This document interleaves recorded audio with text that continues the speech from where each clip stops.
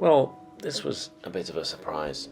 A huge limb, half the tree in fact, has sheared off this willow. It was windy, but not that windy. A good reminder not to have large trees next to the house. This is a cricket bat willow, Salix alba variety Cerulean, and it's the tree whose wood is used to make cricket bats, and that's why this is part of a plantation. Unfortunately, the rest of this tree will probably have to come down. You can see the break flexing in the wind. Here it's speeded up slightly so you can see it more readily.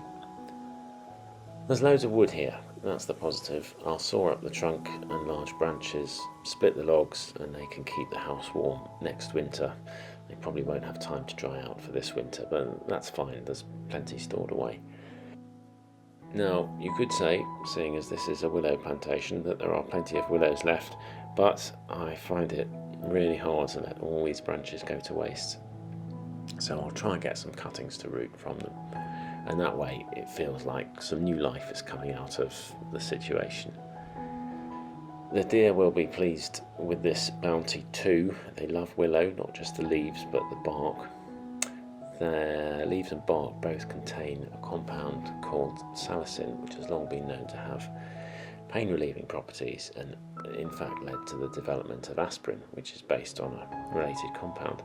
Here, this is the next morning. You can see that the deer had visited and stripped a fair amount of the bark. While I was taking the cuttings, I did notice someone hiding in plain sight.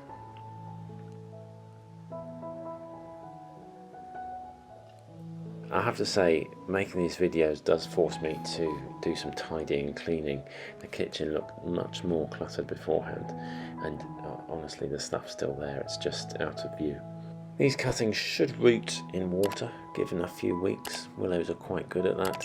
I've stripped off most of the leaves so they don't lose too much water through them, and left them in a cool part of the house.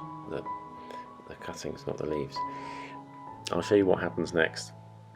We can pop them up if they're showing signs of rooting and hopefully get some new baby trees from them. More to follow on this then, but for now, thanks for watching and catch you soon.